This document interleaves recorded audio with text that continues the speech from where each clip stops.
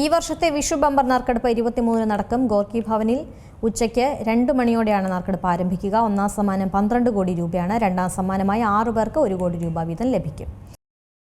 ആരാണ് ഈ വർഷത്തെ വിഷു ബമ്പർ ഭാഗ്യവാൻ? ഈ വർഷത്തെ വിഷു ബമ്പർ നറുക്കെടുപ്പ് 23-നാണ് നടക്കുന്നത്.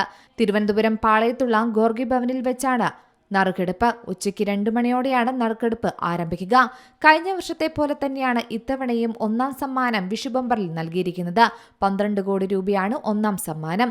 ഒന്നാം സമ്മാനം നേടുന്ന അതേ അക്കം വരുന്ന മറ്റ് 5 പരമ്പരകൾക്ക് 1 ലക്ഷം രൂപയുടെ സമാശ്വാസ സമ്മാനവും പ്രഖ്യാപിച്ചിട്ടുണ്ട്.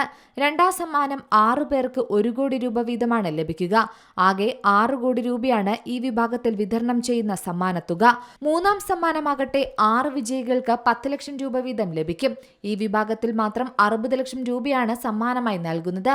6 പേർക്ക് 5 ലക്ഷം രൂപ വീതം ലഭിക്കുന്നതാണ് നാലാം സമ്മാനം. രണ്ടാം മൂന്നാം സമ്മാനങ്ങളെ പോലെ തന്നെ ഈ വിഭാഗത്തിലും 6 വിജയികളാണ് ഉള്ളത്.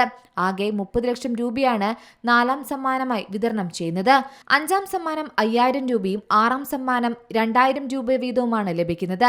7ാം സമ്മാനം 1000 രൂപയാണ്. 8ാം സമ്മാനം 500 രൂപ വീതമാണ് നൽകുന്നത്. 9ാം സമ്മാനം 300 രൂപയുമാണ് ലഭിക്കുക. വിഷു ബമ്പർ ടിക്കറ്റ് വിൽപ്പന മാർച്ചിലാണ് ആരംഭിച്ചത്. 300 രൂപയാണ് ഒരു ടിക്കറ്റിന്റെ വില.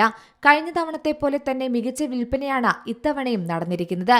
കേരളം ഉൾപ്പെടെ സിക്കിം, പഞ്ചാബ്, അസം, നാഗാലാൻഡ് തുടങ്ങിയ സംസ്ഥാനങ്ങളിലെ ലോട്ടറി സമ്മാനങ്ങൾക്ക് നിലവിൽ നിശ്ചിത നികുതി നൽകേണ്ടി വരുന്നുണ്ട്. ആയതിനാൽ തന്നെ 10,000 രൂപയ്ക്ക് മുകളിലുള്ള സമ്മാനങ്ങൾക്ക് 30% നികുതിയാണ് നിർബന്ധമായും ഈടാക്കേണ്ടത്. ഇതിനു പുറമെ 4% സെസ്സും ബാധകമാണ്. ഇതോടെ മൊത്തം നികുതി നിരക്ക് 31.2% ഉയരും. വലിയ സമ്മാനത്തുകകൾക്ക് അധിക സർചാർജും ബാധകമാകും. അതിനാൽ സമ്മാനത്തുക മുഴുവൻ കയ്യിൽ ലഭിക്കില്ല എന്ന കാര്യം വിജയികൾ പ്രത്യേകം ശ്രദ്ധിക്കണം.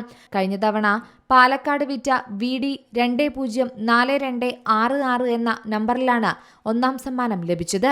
ഇത്തവണ സമ്മാനം കേരളത്തിൽ തന്നെയായിരിക്കുമോ അതോ കേരളം കടന്ന് മറ്റ് ജില്ലകളിലേക്ക് പോകുമോ എന്നൊരു ആകാംക്ഷയും നിലനിൽക്കുന്നുണ്ട്. News desk C Malayalam news.